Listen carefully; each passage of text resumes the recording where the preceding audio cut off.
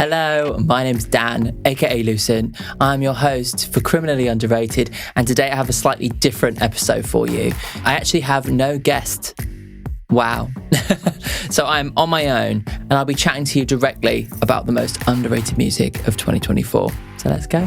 Call me a criminal. Right, so yeah, got a little bit of a different vibe for you today. I know that you guys are used to me having different guests every single week, but I thought for a change, let's give it a go. As my final episode of the year, how about you just get me chatting away?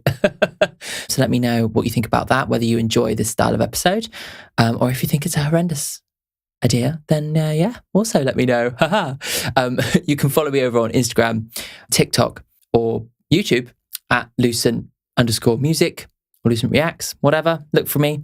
That's LUSCENT, and let me know your thoughts and share with me what your most underrated music from the year is as well. So basically the setup for this episode is that I have three categories. I have the underrated artist of the year, underrated song of the year, and underrated album of the year. And I'll be using those as kind of jumping off points to talk about my favorite music from the year and awarding the prize for the most underrated artist, song, and album of the year at the end of each of those segments, and which songs will be added into the Criminally Underrated playlist. There will be 3 new songs added into the Criminally Underrated playlist today, and I will be choosing all of them. I will not have to discuss, decide, get shot down. I will not have to tell someone that their favourite song isn't getting into the playlist. It's all just me.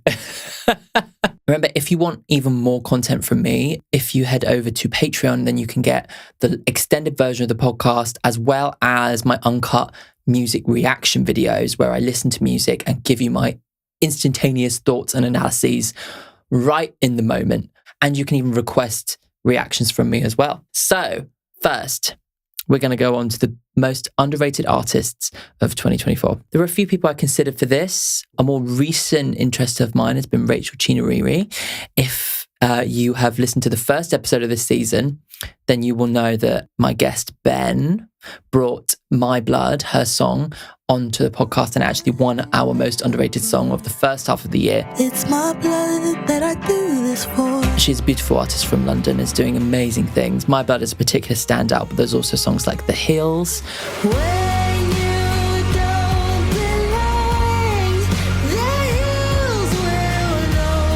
That really just have so much pathos and emotional intensity to them.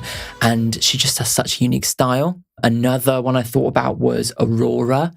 You might have heard Aurora in the past. She's now on her 5th studio album, but she's done all sorts of amazing stuff, not only as an artist, but also as an activist, including a performance of a song with Jacob Collier on A Little Iceberg this year.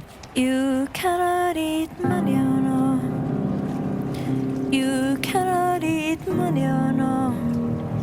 As well as putting out her glorious album, What Happened to the Heart. And I'd be remiss for not mentioning at least Chappell Roan in my 2024 Music of the Year. She's not underrated in any sense, but had she continued the year as she started, she would have been my underrated artist of the year. She's got a full album that came out actually last year, but she also released the song Good Luck Babe, which is a beautiful, beautiful song.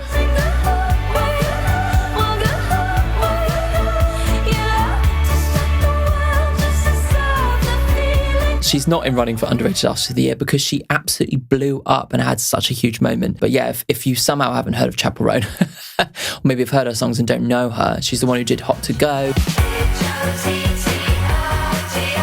For me to choose the most underrated artists of the year, they not only have to have an element of being underrated, but they also have to be doing something that gets me really excited and that I think more people need to hear about. And so my underrated artist of the year is Griff. You know, if you told me to run, jump on my body way off of a highway bridge, 'cause you meet me at the bottom, I would have done anything you wanted. So Griff is an artist from the UK. I think she won the Brits Rising Star Award a couple of years ago. She had an EP that was really beautiful, had lots of lovely little tracks on there. There's a big black hole where my heart used to be, and I tried my best to fill it up with things I don't need. But then then in 2024, I felt like she cracked it all up into top gear. She's been releasing loads of new songs. She put out her debut album, and like song after song after song, I just cannot get enough. She has this kind of style that is very singer-songwritery, the detailed lyrics and everything, but she does all of her own production. And so her production really is so much part of the narrative as the lyrics themselves. She supported Coldplay for a while.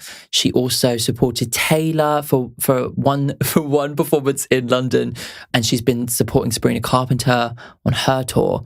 And somehow, in between all of this, she's managed to write and produce and release an album. And I just honestly, the first thing is that she's grafted. You know, she works her bloody arse off. I follow her on Instagram, and she is like all over the place, trying to share parts of her process online. She even like gets people to like vote on what outfit she should wear. She held like a crocheting event when the first single came out, and she got really connected to her fans. So she really is just like putting everything into it. And I feel like she's really growing that fan base, but hasn't seemed to have popped off in a big way. And actually so many people, when I talk to them, they haven't heard of her. And so I really do think that she is quite underrated. Let's talk about some of the music. Some of the stuff that's come out this year have been among my favourite songs. The album kind of was released like drip fed to us over the course of like 9 months. But every single time a new song came out, I couldn't believe how much I loved it. I honestly would say that out of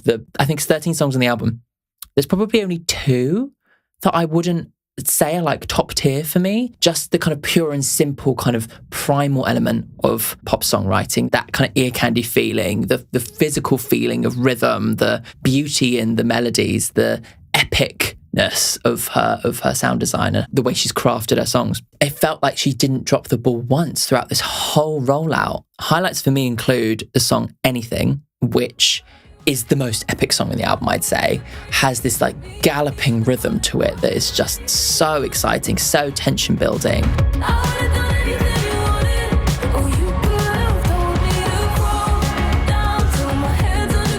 The center of the lyric is this idea that like she's been spellbound by somebody, fallen in love with somebody who could have told her to jump off of the tallest building and she would have done it. It's like the drama and the stakes are huge. The sound of the song is huge, and just the way it's put together is so exciting and just so powerful. It really has this epic quality to it and euphoric quality to it. And that's something that really ties together a lot of Griff's music, is that she really harnesses this feeling of euphoria despite the fact that her lyrics are very intimate, very personal, which is such a beautiful combination for me. And actually something that really comes together on another song that she released this year called Tears for Fun.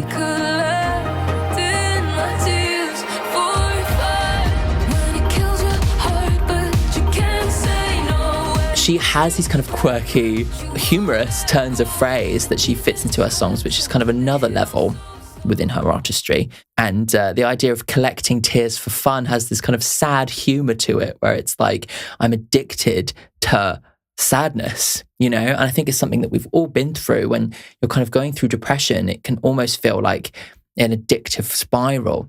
And this song, Tears for Fun, like just takes that and just makes it, again, epic. Although these were released in 2023, the songs Astronaut and Vertigo also are really powerful ones. Astronaut being a sensitive piano ballad with, again, quite a fun turn of phrase. Oh, you said that you needed space.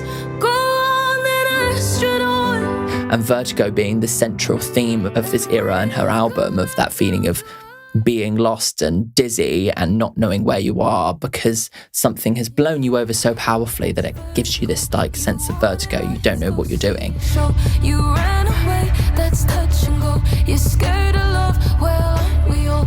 Another one, Miss Me Too, was a song that I brought to our first half of 2024 discussion, which is still a favourite of mine. Yeah, I'm listening too.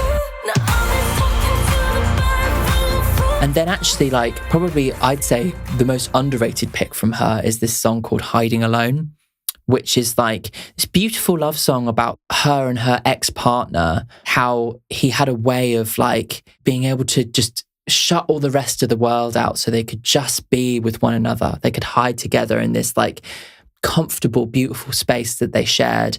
And it just oozes with sadness and romance for like a love that felt so right and felt so perfect in the moment, but ended up not working. Then you kiss it better and put me back together again.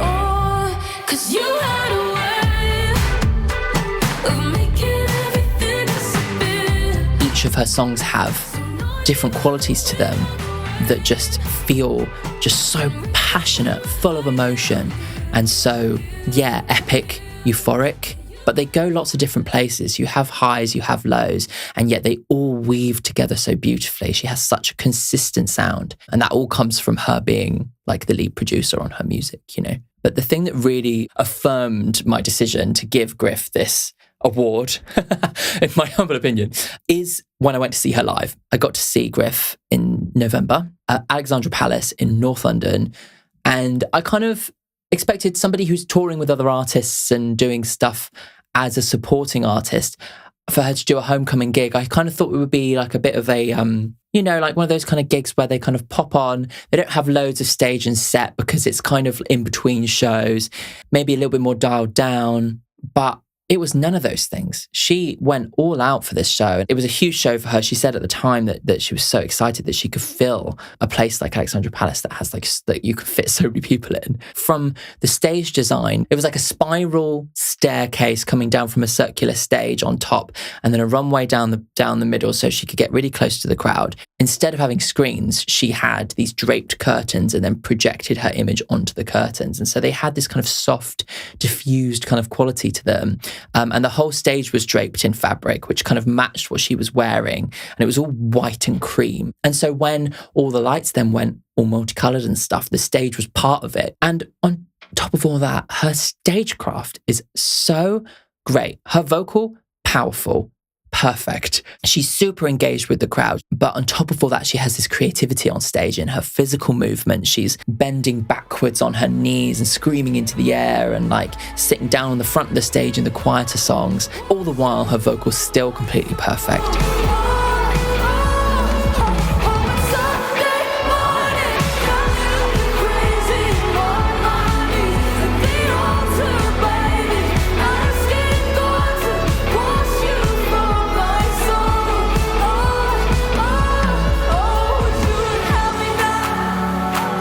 And then she even does creative things like with vocodering and layering loops and stuff live on stage as well. And so, yeah, I came away from that show saying, I have to give her my underrated artist of the year. She's making it happen day by day, post by post, song by song. And I just have to commend her for that. In terms of the underrated element, as much as she is like building this core fan base, I feel like she's flying under the radar in terms of like bigger pop conversations, you know. I mean, she managed to get her album up to number 2 in the UK charts, which was such a big deal for her. And I'm really, really pleased that like her fans got her to that place.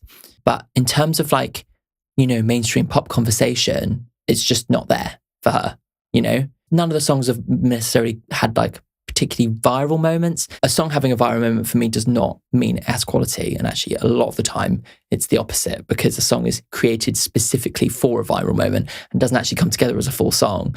And so I think she's prioritized the sound and prioritized the art and prioritized what she wants and what her fan wants. And so many people just don't know who she is. And I cannot believe it. I'm like, oh, so have you heard Black Hole? That was the one that kind of popped up after her Brit nomination. No? Oh, have you heard Miss Me Too? Like this one was really big. No? Vertigo? No, none of it. Like, no one's even had a whiff of her. And I cannot believe it. Like, I really cannot believe it. I feel like she should be having a moment like Chappell Roan's having. But for some reason, it hasn't quite kind of broken through. Maybe she's just one viral moment away from that. But as it is, she is criminally underrated. And the Griff song I'm going to add to the playlist, for me, is the most underrated Griff song, even amongst Griff's fans. And that is Hiding Alone. It's just such a beautiful song that is just so intimate and I just connected to something in me I just thought was so wonderful. And so I'll be adding that to the criminally underrated playlist. 'Cause you had a way of making everything disappear. So not even the wind or the rain can reach us when we're hiding. I'm here. Yeah, you had a way. Are you enjoying what you're hearing? Do you want more? Yes?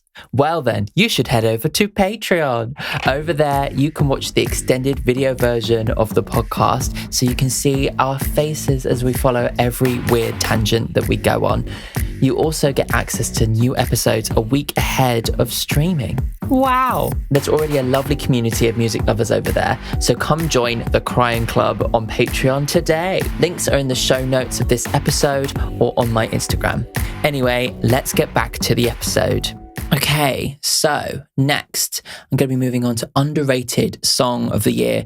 And this is my chance to actually talk about artists who are actually bigger and do have more success, but have songs that I consider underrated because they have not been listened to as much as the hits. They haven't been given as much attention as much as the hits. And so you might be hearing a few artists that you know the names of, but you might not have actually heard some of their songs that they put out this year. And I think it's fitting to start this conversation talking about Charli XCX because she's had an incredible year. I've been following Charli for a while through doing YouTube reactions, and she has an absolutely brilliant knack for writing brilliant pop songs, but also has this like desire to be subversive and to be creating something that really kind of changes the game. And this year with Brat, she managed to pull everything together and create something that did set the world alight. But I think that a lot of people were doing the Brat thing, wearing the green, going to the concert or whatever, but not really digesting the music in the way it deserves to be digested. The Brat album is amazing, like brilliantly crafted, amazingly put together, genre pushing, boundary pushing, but catchy at the same time. And now obviously Brat can't be considered the underrated album of the year, but there are hidden gems throughout. And one I wanted to pick out that was in contention for my underrated song of the year was actually the Caroline Polachek remix of Everything is Romantic.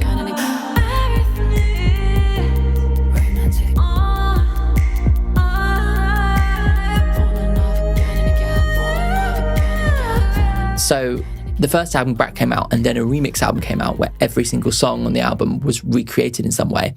And this one was with Caroline Polachek, and it is absolutely beautiful and stunning, like really captures the original song but brings it somewhere new. Another few songs I considered were ones from Taylor Swift.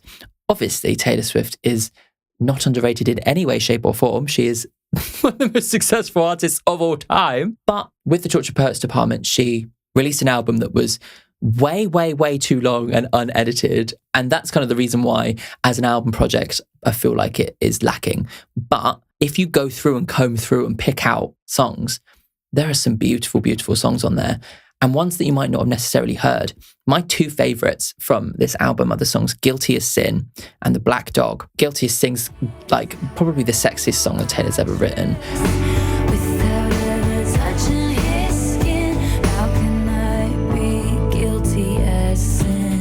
The lyrics are all about basically her masturbating over somebody who, if you're with somebody and you're masturbating over somebody else, is that to make you guilty? You know? And then the other song, The Black Dog, which really is like the most powerfully emotional song on this whole album, and actually is one of the most dramatic and most beautiful heartbreak songs that she's ever written. It's got this beautiful tension that she harnesses throughout as the story follows her ex-partner. She follows their bloody WhatsApp location as they go into a pub where they used to date, and that brings back all these emotions. It is a powerful listening experience and is buried as a like one of the second half of the Tortured Poets anthology or whatever it's called.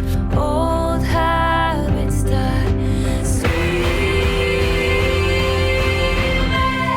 A lot of Taylor Swift fans will know those two, but I think if you're a casual Taylor Swift listener and you haven't heard those two songs, like you have to. Another song that I considered was actually one of Lady Gaga's. So she obviously came out this year, did the Joker film, which I think, by the way, was overly derided. There was a lot of stuff it did well. Yes, I was bored at times and it didn't quite come together, but there was a lot of amazing ideas in there.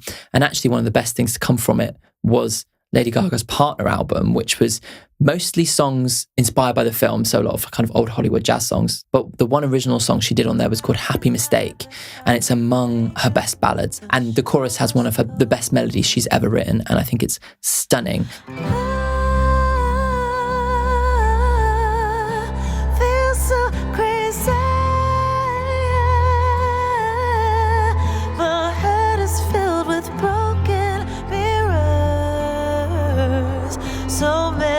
I can't look away. Just beautiful. And yes, so I found it very difficult to choose my most underrated song of the year. But for me, the most criminally underrated song of the year has to be 16 Carriages by Beyonce.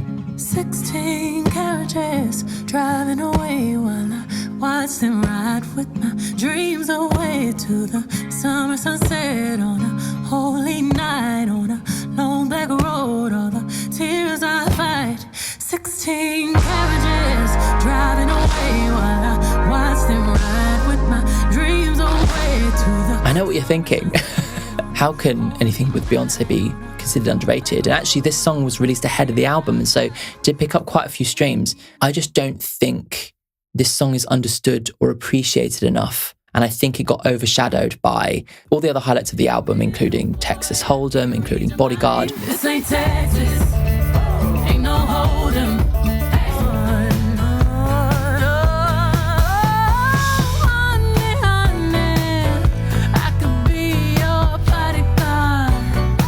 I think this song ended up getting a little bit buried, and this song got buried in the conversation of Beyonce is doing country music for a quick buck, which seemed to dominate the kind of mainstream conversation about Beyonce this year. I couldn't disagree more, to be honest, and 16 Carriages is the song that proves that. So I don't think that people appreciate 16 Carriages or Cowboy Carter in general on an artistic level enough. So in a bigger sense, Cowboy Carter is Beyonce playing around with genre, specifically taking elements of country music and weaving it into her own style. She famously performed Daddy Lessons at the CMAs in 2016 and faced some backlash because of her involvement or even being close to the country music body, you know. And I think she started considering at that point, you know, why is that? It involves racism, it involves American history, it involves her identity as a pop star, it involves everybody's idea of genre in the first place. And once you deconstruct those ideas, suddenly you just think, why? Why can't somebody like Beyonce do something like that? She's an artist, and it's clearly inspired her to do some of her best work. And this album, on so many levels, so successfully deconstructs the idea of genre, deconstructs the idea of country, deconstructs American history, deconstructs her own family history in order to understand music at its core with the backdrop of kind of classic Americana. And with that in mind, 16 Carriages, I think, is one of the most powerful renditions of that vision. No, 16 Carriages is the most powerful rendition of those concepts on the album. On the kind of base level, this song is a beautiful exploration of her identity and how her identity connects to that of her family history, her ancestors, and connects to that of American history itself. And it's not only through the lyrics, through the instruments chosen and the people who played those instruments being part of American Black country music history, but also through the design of the song itself. This song is written in the style of a work song. Songs that are written to the beat of the movement of an implement.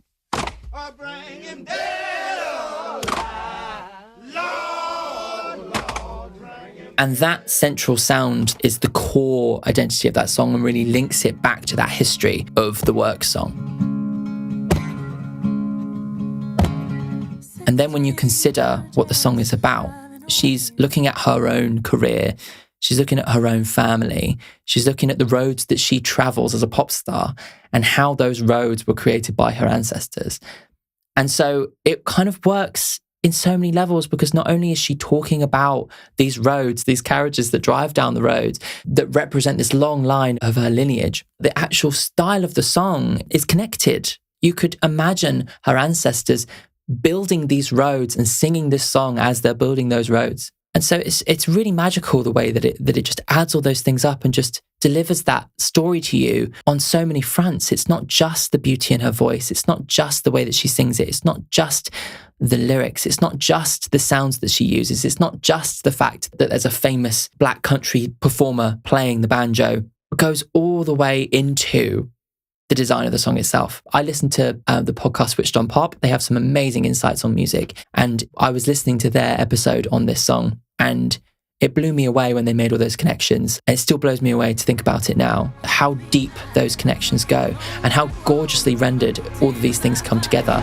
16 carriages driving away while I watch them ride with my fears away to the summer sunset on a holy night on a long back road. All these tears I fall. And so after you make those connections, this then resonates with the wider concept of Cowboy Carter, which is a reclamation of country music. Beyonce's on a 3-act project at the moment where she's reclaiming genres that were originated by Black artists and then popularized by white artists, or maybe claimed by white artists in the process.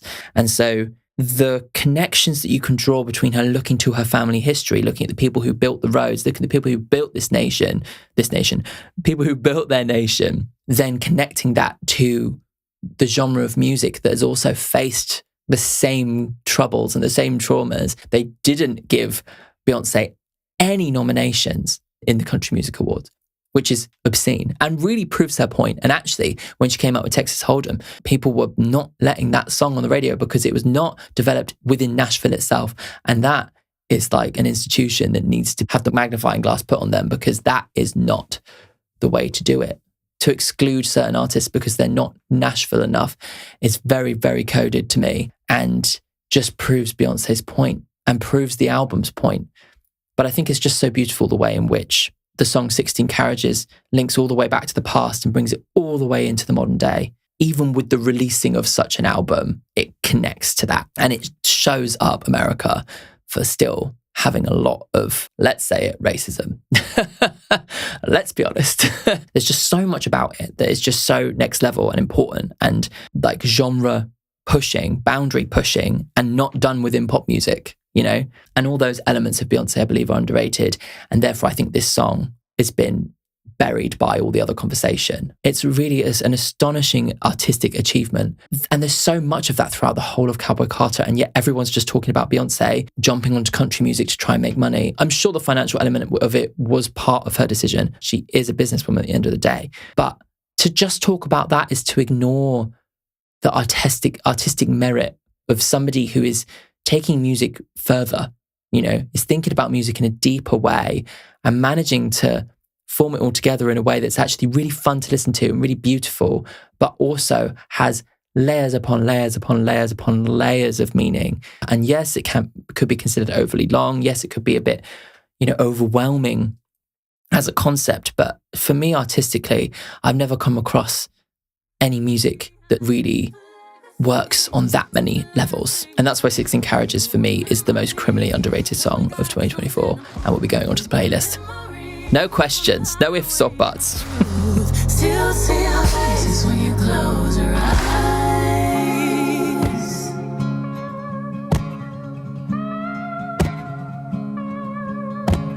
16 carriages driving away while I watch them ride with my dreams away.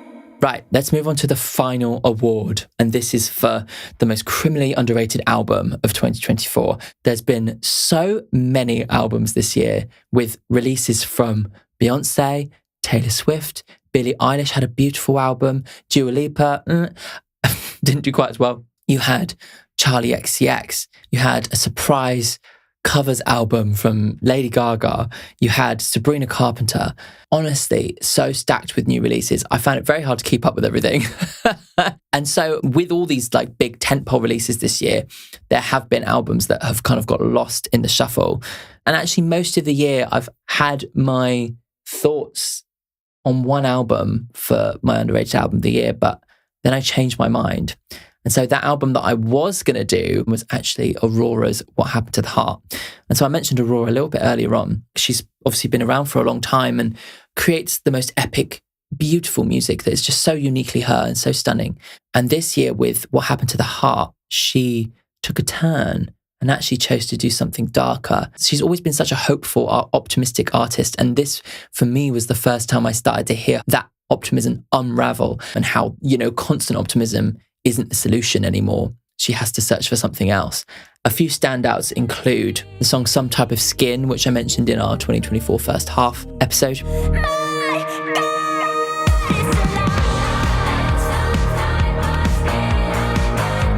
Songs like When the Dark Dresses Lightly that have this spooky quality to them. Guess I shouldn't have kept the knife in my heart for so long. Guess I shouldn't have held back when I needed you to know. For me, it all comes together on the song Starvation, where the desperation really lets itself out and the sound of her song suddenly takes a plummet into heavy club electronic techno. So surprising for Aurora, but so beautiful and so powerful.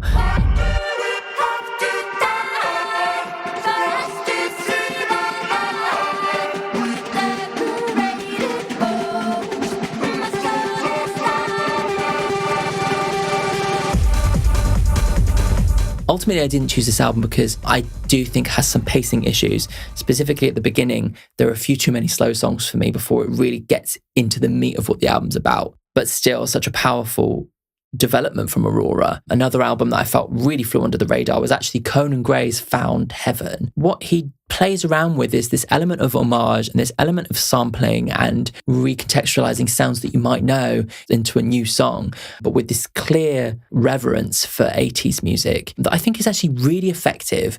It might not necessarily be going to completely new places, but I think in what he aimed to do, he succeeded so well. Like, there's so many really brilliant bangers on there that are just so fun to listen to and really have such a sense of humor. It's almost like a game of like spot the reference as you go through the album. Yeah, songs like Never Ending Song reference Never Ending Story, and then like reference people like Aha. And it goes on and on and on, like a never-ending song. You've got Ali Rose, which seems to reference Elton John. Don't leave me hanging alone again. I'll let you go, go. Ali Rose, I'll let you go, go, go. Genuinely a really fun album that completely flew under the radar, and I didn't really hear enough people talking about it. But for my underrated album of the year, it's actually a more recent love for me, something that I listened to for the first time back in September because of a patron of mine, Selena, who requested this album. I've actually only recently just gotten back into listening to it, like kind of in preparation for this. I was like, I need to actually really dig into this album to decide whether I really want to go with Aurora or whether I want to go with this. And upon digging in, I suddenly realised, oh, this is my album of the year. And it is Imaginal Disc by Magdalena Bay.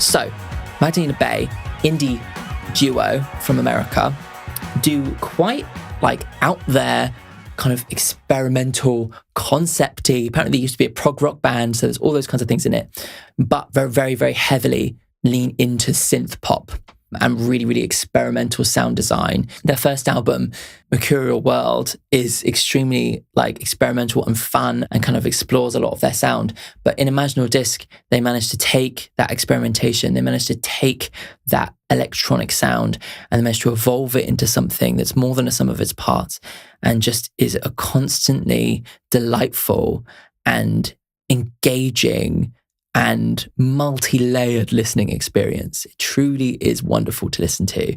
And every single time I listen to it, I discover more and more and more that I love about it. So it is a concept album. Apparently the narrative is about somebody called True Blue who gets a disc inserted into their brain and features that person exploring their identity through this imaginal disc, which is also a reference apparently to insects. Apparently that's like something that's like growing in lava that then becomes their exoskeleton or something. So there's all sorts of stuff about your inside becoming your outside, the way in which your identity changes as you grow older and all this kind of stuff. So it's very, very, very high level kind of concept stuff. But what I want to focus on is actually at the end point, the themes and the feelings that you get from it are just the most core, relatable human things, you know?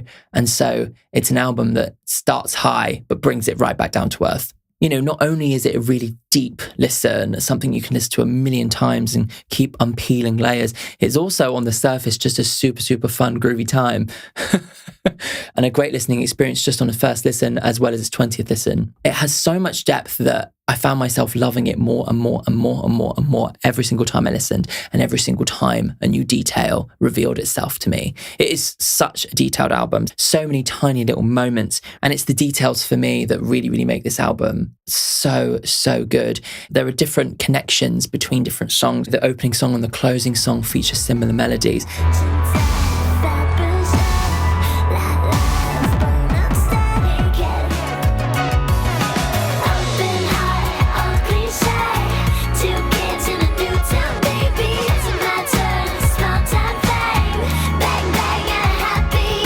So you've got the mirrored parallels of Death and Romance, followed by Fear and Sex, which actually Fear and Sex borrows rhythms from Death and Romance to kind of connect it, but reflect it.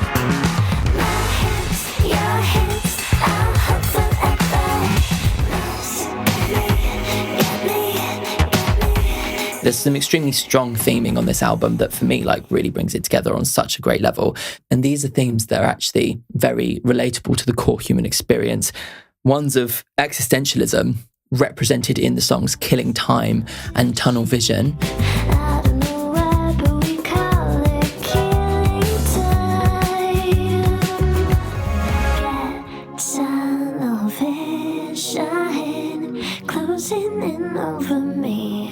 The amount of time we have on this planet is short, and you can feel that in what they're exploring in these songs. How do you deal with the shortness of life? How do you deal with life being brief? Is it going to overwhelm you, or are you going to be free of that obligation? And actually another key theme is the theme of identity, like we said, with the disc being inserted into the head. But as much as that's a high level concept, it's something that we all consider, with modern day social media, the idea of identity is much more important than it ever has been in the world. And they seem to explore what it is to perceive your own identity, what it is for your identity to be cast in iron from when you're born versus how does it change based on the people around you, based on your life experiences. There's a song called Image, which directly talks about this.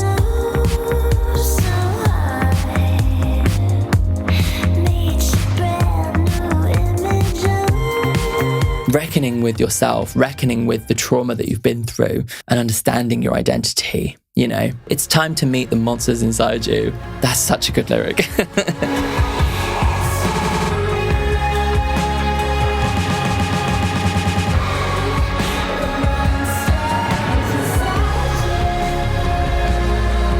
Amazing, isn't it? The album just flows so gorgeously as one piece. Not only theming wise, but actually sonically, the songs flow from one to another.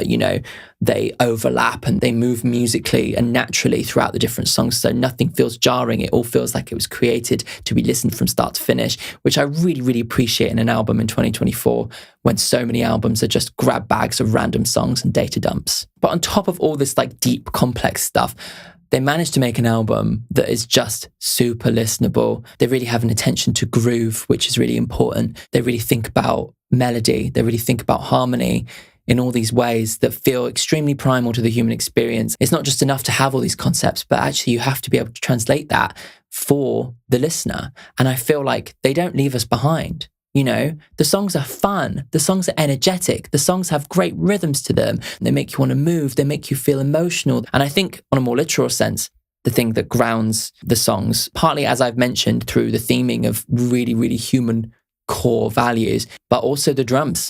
The whole album is tracked with live drums. Again, a rarity in 2024 when you can do drum machines and drum programming on a laptop, which sounds almost as good. But when you actually bring live drums into it, you can tell. And it grounds it. It makes it feel relatable, makes it feel in the room, it makes it feel real. And it brings the audience along with you.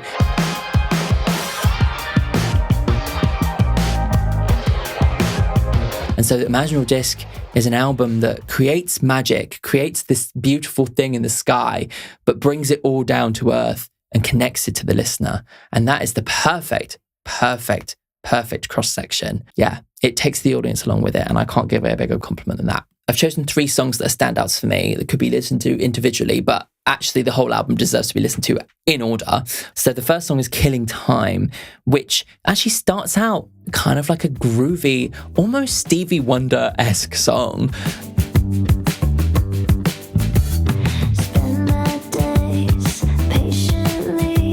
It has a shuffle to it. It has like a really nice groove to it. Feels very casual, but slowly it starts introducing these like unsettling elements. When she first sings the chorus and says, always killing time, suddenly this synth comes in, the alien sound, you know, and just rings. And it's like, oh, it's kind of foreboding.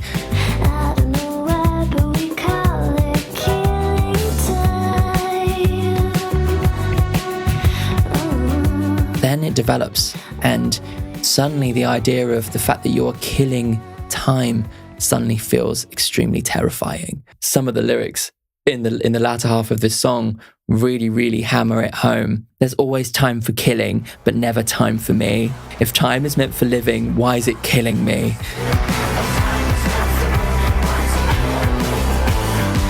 Fears that are so central to the human existence, something that we've all felt. And that development from smooth, chill, like, oh, just killing time, whatever, you know, we're just having a good time, to, oh my God, I'm killing all the time I have or left on this planet, I'm going to die, is not only represented in those lyrics, but in the sound of the song, the way that the synths come in, the way that the guitars come in. There's a chugging guitar. There's these backing vocals that sound like they're straight out of a heavy metal band.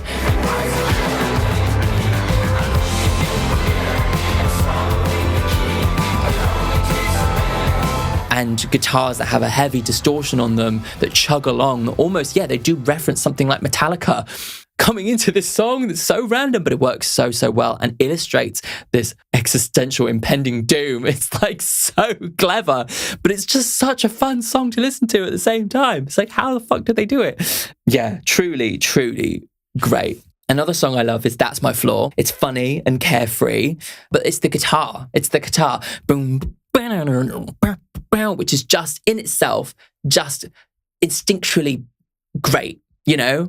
It's just great. It just plays really beautifully and really just like gives you that feeling in yourself. That's my flaw. I'm coming out to the party and I want more. And so funny, like, that's my flaw. It's like you're in an elevator and you're going up to heaven and you're like, oh, no, this is my flaw. You know, it's kind of got that kind of, whoa. But then on that floor, there's a crazy party going on and you're just like, yeah. You know, it's really just like so crazy and fun. But like, yeah, it's the guitar that just kills me in that song. I love it. And the final song I wanted to pick out, which is my favorite song on the album and the song that will be going into the Criminally Underrated playlist, is Death and Romance.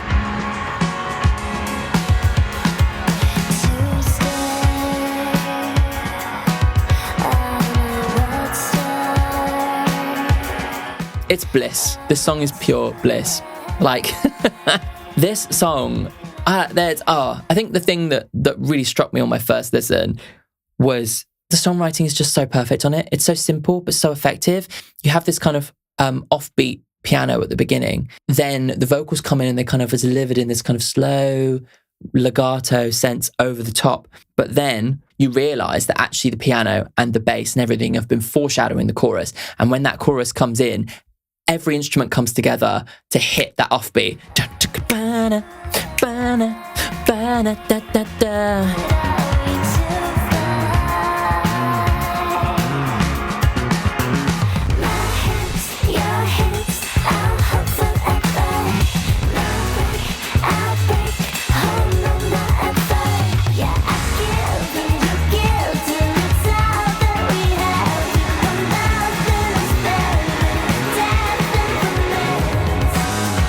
And it just has such movement to it, such dynamism to it, such power to it. Again, talking about existential problems, you know, romance and death, like it's the fear of death that brings us together. You know, we wouldn't have the highs of life and the highs of love and the highs of romance if it weren't for this impending fear of death. So let's just fucking embrace it, you know? That's what I really get from that song. And it's just, yeah, on a songwriting level, on a kind of macro level, on a kind of human level, it's just absolutely stunning. And I just cannot get enough of it. I could listen to it around and around and around and around and around forever. I love it so much. This dance won't end, it goes forever. Romance and death keep us together. My hands, your hands, I'll hold forever. No way I'll break, hold no not ever. Yeah, I give and you give till it's all that we have. You know nothing is better than death and romance. Imaginal Disc is an album that is just, it succeeds on so many levels. It has incredibly creative, interesting production and amazing depth in concept that you can dig into and really just like feast on all the lore out there. It is mad. But it doesn't leave its more casual listeners behind. It makes sure that everybody's having a great listening experience and works as a complete listening experience from start to finish. And so it is an album at its very core and does some of the most exciting stuff I've heard in a long, long, long time. In terms of it being underrated, you would think, based on what I'd said, that it was the biggest album of the year. And it wasn't. Like, I think it has had a decent amount of success. Like, it has a lot of streams online. There are a lot of people talking about it online.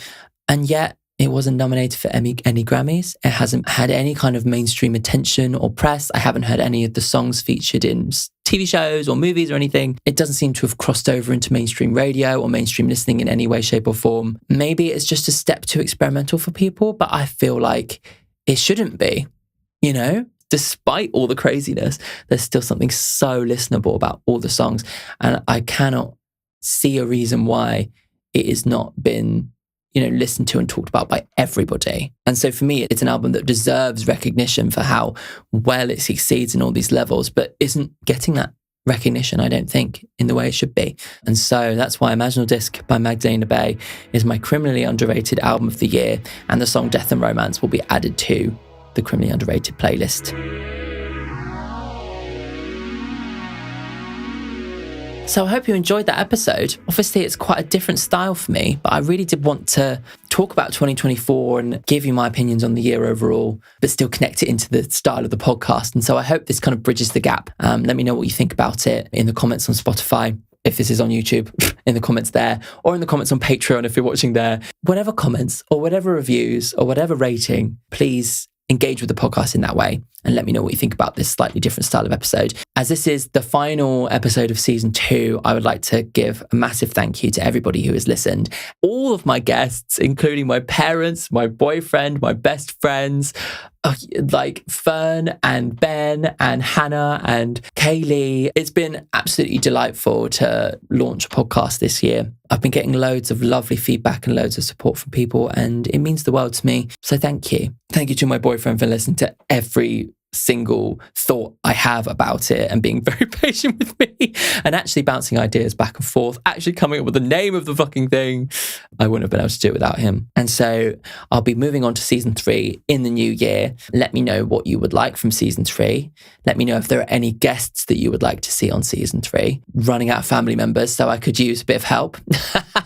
Make sure to head over to my Instagram at Lucent_music. I'll be taking a short break just to get the episodes together because I was doing all the episodes for season 2 last minute and it has been fucking stressful. So I will be doing season 3 ahead of time. So there might be a little bit of a bigger gap this time, but that is just so I can make sure the quality is as expected. And so I don't run myself into the ground. If you want to help me out as a creator, then please head over to Patreon and consider signing up for one of the tiers on there. You get a whole bunch of bonuses, which are all listed there for you, but you also get to support me as an independent creator. We all know that YouTube and podcasting is quite difficult to make money in.